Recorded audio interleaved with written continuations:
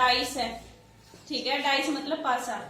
उसका फॉर्मूला बोलो सारे के सारे, भुजा की शक्ति। क्या फॉर्मूला होता है? भुजा की शक्ति। घनाभ जैसे ईंट, जूते का डब्बा, उसका क्या फॉर्मूला होता है? L गुना T गुना HL, यानी कि लंबाई गुना चौड़ाई गुना ऊंचाई। ये कमरा है, ये भी घनाभ है, ठीक है ना, ये कमरा है, ये भी घनाभ है। बेलन, बेलन है अनाज की टैंकी, देखी होगी ना।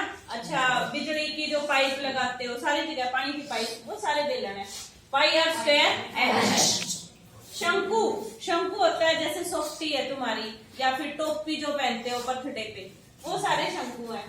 तो उसका क्या फॉर्मूला होता है? 1/3 पाई आर स्क्वायर एच। गोला, गोला हो गया जैसे नींबू है या फिर बोल है आपकी, वो गोला है, तो 4/3 पाई आर, हाँ पाई आर क्यूब, ठीक है। अच्छा, अर्धगोले का आयतन, अर्धगोले का आयतन होता है, यहाँ पे 4 है, ये आ जाएगा 2/3 पाई आर क्यूब। एक इसमें फॉर्मूले याद करने का एक तरीका है, ये तो याद ही हो गया है।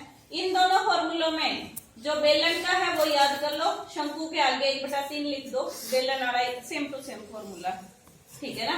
अच्छा, गोले का याद कर लो, गोले का अर्धगोला, आधा गोला, जैसे नींबू को आधा काट दिया हो मान लो, तो उसका आयतन निकालना है, तो उसका कितना आ जाएगा? 2/3 पाई आर की शक्ति 3। अब आयतन होता क्या है? आयतन होता है जैसे मान लो आपकी अनाज की टैंकी है, उसमें आपने अनाज डालना हो, ठीक है, अंदर जो चीज आएगी, जैसे मान लो गिलास है, गिलास के अंदर पानी डालना हो, ठीक है, तो ये सारा कुछ आयतन होता है। जैसे ये है जूते का खाली डब्बा है, उसमें आप उठा करके कोई भी चीज डाल रहे हो, जैसे रुई उसके अंदर भर रहे हो, तो वो उसका आयतन है। ये कमरा है, इस कमरे में आप अनाज की बोरियां रख रहे हो, वो आयतन है। जो अंदर चीज आपकी, जिससे किसी कमरे के अंदर की बात होगी, ठीक है ना, जैसे इसमें हवा कितनी है, वो भी आयतन निकलता है, ठीक है। लेकिन जब मैं ये बात कहती हूँ कि मुझे इसकी दीवारों पे पेंट करना है, तो वो इस अक्षेत्र की तो कोई बात नहीं हो रही, बीच वाले क्षेत्र की, वो किसकी बात हो रही है? सिर्फ दीवारों की। तो वहां पे पृष्ठीय क्षेत्रफल निकलता है, ठीक है ना। अच्छा, अब इसके बाद हो गया आयतन का रूप बदलेंगे। जैसे मैंने एक मिट्टी का गीली मिट्टी ली, या फिर आप ले लो कि जैसे आटे की लोई ले ली, मैंने आटा लिया, उससे मैंने गोला बना लिया, उसका ये फॉर्मूला लगा, ठीक है। फिर एक बच्चे ने क्या करा, वो तो गिल्ली है, ठीक है, उससे ऐसे करके बेलन बना दिया, उसी लोई से मैंने गोला बनाया, उसी से बच्चे ने चेंज करके क्या बना दिया। तो क्या आटा कम हुआ? नहीं कम हुआ। दूसरे ने उठा करके उसी से ऐसे मार मार के घन बना दिया, ठीक है। जैसे क्ले होती है, क्ले भी देखा होगा आपने, क्ले ले लो, आटे की लोई ले लो, या फिर मिट्टी का गोला ले लो, गिल्ली मिट्टी, तो उनसे अलग अलग आकृतियां जब बनाते हो, तो वो ना तो मिट्टी बढ़ती ना कम होती, वो यूं की यूं होती है, बस उसका आकार बदलता रहता है। इसका मतलब जब आपका एक आकृति से दूसरी आकृति बदल जाएगी, लेकिन चीज वही है।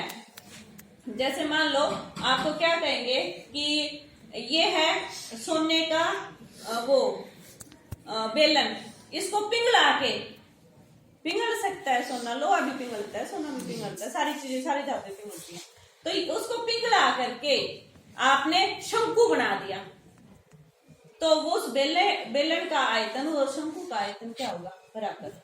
मैंने आटे की लोई से क्या करा है, उससे मैंने गोला बनाया, दूसरे बच्चे ने उससे क्या बना दिया? बेलन बना दिया, तो उस गोले का और उस बेलन का आयतन बराबर होगा, क्योंकि एक ही चीज से बन रहे हैं, तो वो पिघल के बन जाएंगे या फिर उसका रूप बदल के बन जाएंगे। यानी कि आपको दो आकृतियां दी होंगी, तो एक पहले आकृति, एक दूसरी आकृति, उन दोनों आकृतियों का आयतन आपको क्या रखना पड़ेगा? बराबर। सेंटीमीटर। अच्छा, फिर इसका बेलन है, उसकी क्या दे रखी है भाई? 6 सेंटीमीटर त्रिज्या। स्टार्ट करो। देखो आपको क्या दिया है, एक गोला दिया है, ठीक है, गोले की त्रिज्या दे रखी है, तो यहाँ पे लिखोगे गोले की त्रिज्या। त्रिज्या, गोले की त्रिज्या है 4.2 सेंटीमीटर।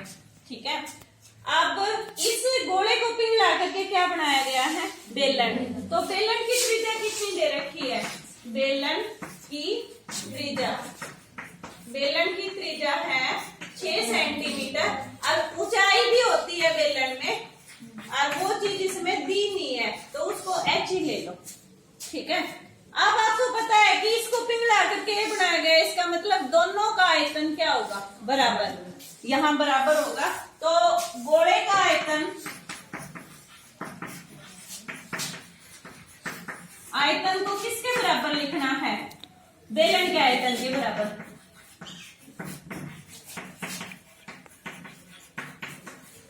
गोले के आयतन का फॉर्मूला है 4/3 पाई आर की शक्ति 3, और बेलन का आयतन है पाई आर स्क्वायर एच।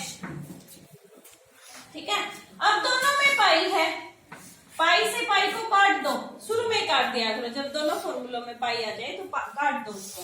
4/3 है आर की, आर इसमें से मान रखो, इसमें 4.2 4.2 4.2, और यहाँ भी आर पता है कितना दे रखा है, 6 गुणा 6, 2 बार 6 क्योंकि आर स्क्वायर है। एच नहीं पता, एच को एच रहने दो।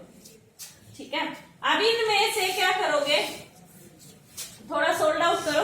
अब ये भी है, h का मान निकालना है, h का मान निकालना है, तो जो ये यहाँ पे गुणा में है, इसको कहाँ लेके चले जाऊंगी मैं, भाग में नीचे ले जाऊंगी, तो ये आ जाएगा 4/3 गुणा 4.2 4.2 गुणा 4.2 बटे में 6 गुणा में 6, और यहाँ पे ये किसके बराबर आ गया, आपका h के बराबर।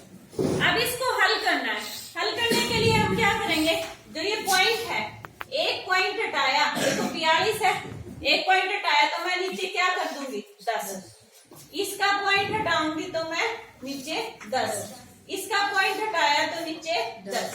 अब हम इसको काट सकते हैं, आराम से कट जाएगा ये 3/4 है, थोड़ा सा ढंग से लिख लो, 4/3। अब काटो इसको, 6 से 6 42, 7 पे कट गया, ये भी 6 से 6 42, और बस ये 2 बार कट रहा है, और 3 से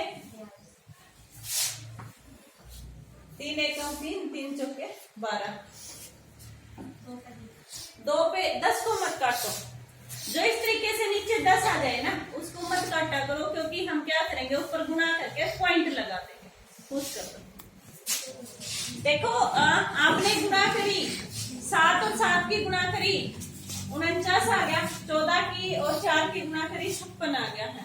फिर किस किस की गुणा कर देंगे, 49 और 56 की पूरी गुणा करी, उत्तर कितना आ जाएगा, ऊपर आ जाएगा 2 7 4 4। नीचे मैंने इसलिए रख लिया था इसको कि 10 की 10 की 10 की इन तीनों की गुणा करी 1000 आ गया। अगर आप काट देते ना फिर भाग करना पड़ता, अब भाग करने की जरूरत नहीं है, पता है कि 3 0 है तो 3 के बाद पॉइंट लग जाएगा। आया ये समझ में, आप भी ऐसे काटना मत, डायरेक्ट लग जाएगा तो इसका उत्तर आ जाएगा। देखो इस 0 के लिए 4 छोड़ दिया, इसके लिए 4 और इसके लिए 7 छोड़ के 2.74, बस ये उत्तर आ जाएगा। या फिर एक और 4 ले लो, मुझसे कोई फर्क नहीं पड़ता, 3 के बाद पॉइंट लगा दो, यहाँ पॉइंट लग जाएगा। क्ले से 3 गोले बनाए, 3 अलग अलग बच्चे हैं मान लो, एक ने थोड़ा छोटा गोला बना रखा है, दूसरे ने थोड़ा बड़ा बना रखा है, तीसरे ने और बड़ा बना रखा है। मैंने क्या करा, मैंने तीनों बच्चे से वो गोला लिए, ठीक है, और उनको मिक्स कर दिया, मिला दिया और एक बड़ा गोला बना दिया। तो यहाँ पे कौन सा आयतन किसके बराबर होगा, उन तीनों बच्चों के जो गोले हैं उन तीनों का आयतन, उनको जोड़ दो, वो मेरे वाले गोले के आयतन के बराबर होगा। क्यों होगा, क्योंकि उन तीनों से ही लेकर के मैंने मेरा गोला बनाया है। तो यहाँ पे ये था, एक गोला है, उसकी त्रिज्या दे रखी है 6, आयतन का फॉर्मूला लगाया 4/3 पाई आर, आर कितना है 6 की शक्ति 3। दूसरा इस गोले का त्रिज्या है 8, तो आयतन क्या हो जाएगा 4/3 पाई आर, आर मतलब 8 की शक्ति 3। यहाँ त्रिज्या है 10, 4/3 पाई 10 की शक्ति 3। अब जो मेरा गोला है ये बड़ा वृत्त नहीं है, गोला है ये गोला। गोले की त्रिज्या नहीं दे रखी, खुद माननी है r। फॉर्मूला लगा दिया 4/3 पाई r की शक्ति 3। ये त्रिज्या ही निकालनी है आपको, ठीक है। तो आपने क्या करा, इन तीनों का आयतन का योग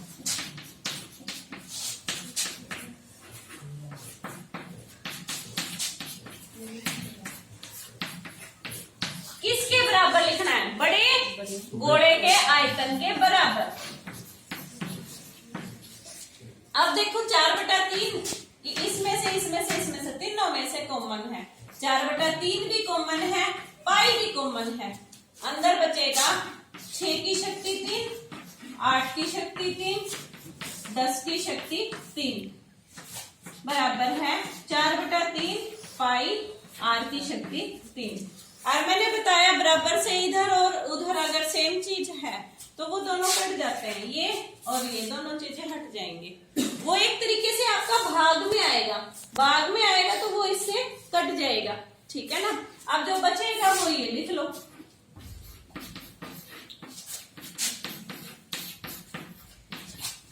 r की शक्ति 3, ठीक है। पोज करो, 6 की शक्ति 3 मतलब 6 गुना 6 गुना 6 216, 8 की शक्ति 3 8 गुना 8 गुना 8 512 आ जाएगा, गुना करके देख लेना। 10 की शक्ति 3 10 गुना 10 गुना 10 1000 आ गया। इन तीनों को प्लस कर दिया 1728 आ गया। r की शक्ति 3। आपको त्रिज्या की शक्ति 3 ही निकालनी है, आपको त्रिज्या निकालनी है। त्रिज्या निकालने के लिए इसका घनमूल निकालना पड़ेगा। तो आपने 1728 लिया और इसके ये टुकड़े कर दिए इस तरीके से।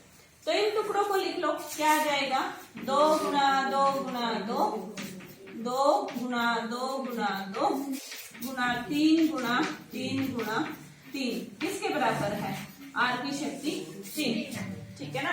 तो एक एक उठा लो, 2 यहाँ से 2 और यहाँ से 3, ये किसके बराबर आ गया, ये r के बराबर आ गया है। घनमूल कर दिया है आपने एक तरीके से, ठीक है ना।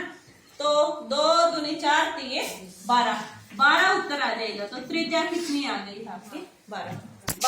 ये किस में चल रहा था, ठीक है। क्या है, stop writing, look at the black book. व्यास 7 मीटर वाला व्यास होता है जब यहां से यहां तक का पूरा लेते हो, ठीक है। व्यास 7 है तो त्रिज्या 7/2 आधी हो जाती है त्रिज्या व्यास की। लेकर एक 20 मीटर गहरा कुआं खोद दिया, है ना। अब उस जब कुआं खोदते हैं मिट्टी निकलती है, तो एक तरीके से उस कुएं के अंदर से बाहर निकली है मिट्टी, तो वो कुएं का आयतन है। वह जो मिट्टी जितनी निकली है वो भी कुएं का आयतन है। अगर उस कुएं के अंदर आप पानी भर रहे हो, मान लो वो सूखा ही खोदा, किसी ने गड्ढा ही खोदा एक तरीके से, अगर उसके अंदर पानी भरोगे वो भी आयतन ही होगा। तो वो जो कुएं की मिट्टी निकली है, मतलब कुएं का आयतन जो है वो मिट्टी, उससे ये बैठने के लिए एक चबूतरा बना दिया गया है, ठीक है। और उस चबूतरे को लिखा हुआ है 22 गुना 14, 22 गुना 14 का बनाया है, 22/14 बोलते हैं इसको। तो मतलब लंबाई उसकी 22 है, चौड़ाई कितनी है 14 है, ऊंचाई दे नहीं रखी, ऊंचाई निकालनी है। अब उस मिट्टी से ही वो चबूतरा बना है, इसका मतलब जो कुएं का आयतन है, मतलब जो मिट्टी का आयतन है, वो किसके बराबर है, इस चबूतरे के बराबर। और ये चबूतरा बनाया किससे, मिट्टी से। और वो मिट्टी निकली कहाँ से है, बेलन, कुएं में से। कुआं मतलब बेलन, तो यहाँ पे बेलन का आयतन और ये क्या है, घनाभ। तो घनाभ का आयतन और बेलन का आयतन को बराबर रखना है। तो त्रिज्या ये हो गई, गहराई ये हो गई, तो आयतन क्या हो गया, बेलन के आयतन का फॉर्मूला लगाओ, πr² h, ठीक है ना। तो आप यहाँ पे लिख भी दोगे बेलन का आयतन लेना किसके बराबर है, घनाभ का आयतन।